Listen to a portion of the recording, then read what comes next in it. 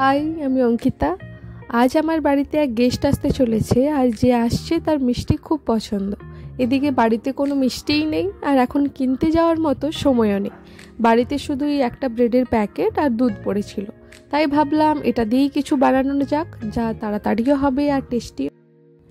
এই রেসিপিটা অনেক দিন আগে ইউটিউবে দেখেছিলাম, আর দেখে খুব ভালোই লেগেছিল। অনেক দিন ধরে ট্রাই করবো ভাবছিলাম, কিন্তু তারপরে ভুলেই গেছিলাম এর কথা। আজ ব্রেডটা পড়ে থাকতে দেখে এই মিষ্টিটা বানানোর কথা মনে এলো, তাই আজই ট্রাই করলাম, তবে একটু নিজের মতো করে। এর জন্য প্রথমে ব্রেডের সব সাইডগুলোকে ভালো করে কেটে নেব, এবং কাটা হয়ে গেলে ব্রেডগুলোকে দু টুকরো করে নেব। এবার কড়াতে বেশ অনেকটা পরিমাণ সাদা তেল নেব। তেল হালকা গরম হলে একে একে ব্রেডের টুকরোগুলো দিয়ে লাল লাল করে ভেজে তুলে নেব।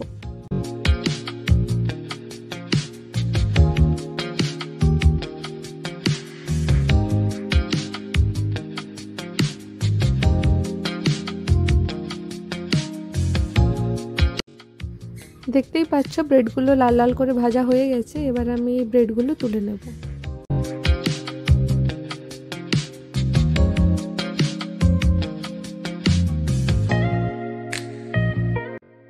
এবার একটা পুর বানাতে হবে, তার জন্য আমি এখানে হাফ লিটারের মতো দুধ নিয়েছি। দুধটা একটু ফুটে উঠলে আমি 1 হাতা মতো দুধ তুলে তাতে 2 চামচ গুঁড়ো দুধ গুলিয়ে রাখবো।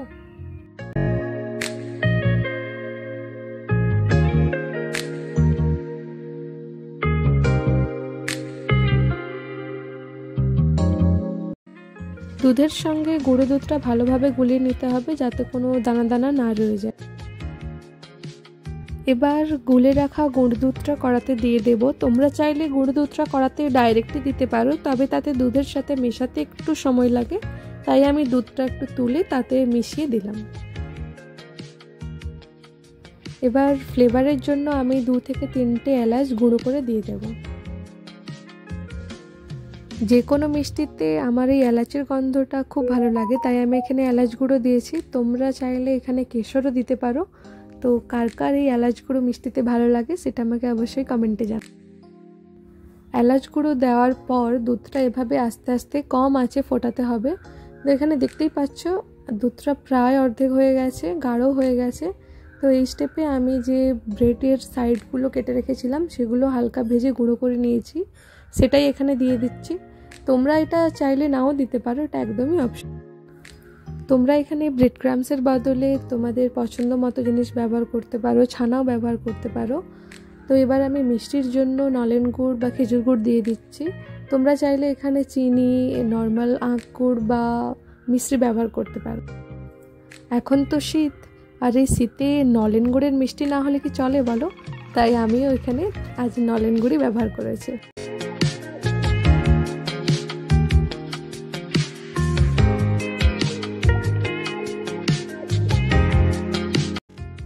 এবার দেখতেই পাচ্ছ পুরটা ঘন হয়ে গেছে। এই স্টেপেই নামিয়ে নিতে হবে, নাহলে এর থেকে বেশি ঘন করলে পরে যখন পুরটা ঠান্ডা হবে তখন আরও বেশি জমে যাবে, তাই এই স্টেপেই নামিয়ে নেব।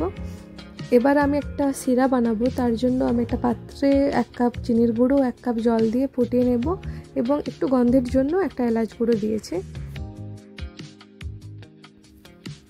তো এখানে আমি একটা পাতলা সিরা বানাচ্ছি, তাই এটাকে বেশি ফোটাবো না। একটুক্ষণ ফুটে গেলেই এটা নামিয়ে নেব। চিনির সিরাটা একটু ঠান্ডা হলে যে ব্রেডগুলো আমি ভেজে রেখেছিলাম সেগুলো অল্প ডুবিয়ে তুলে নেব। বেশিক্ষণ ডুবিয়ে রাখবো না, কারণ এতে ব্রেডগুলো নরম হয়ে যেতে পারে, তাই একটু ডুবিয়েই তুলে নিতে হবে।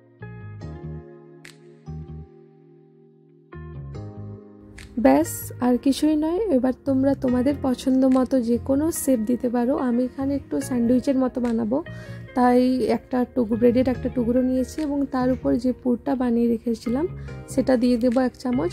এবং আর একটু স্বাদ বাড়ানোর জন্য আমি এখানে পেস্তা গুঁড়ো করে দিয়েছি। তোমরা এটা নাও দিতে পারো, বা তোমাদের পছন্দ মতো যে কোনো কিছু দিতে পারো, এটা একদমই অপশনাল।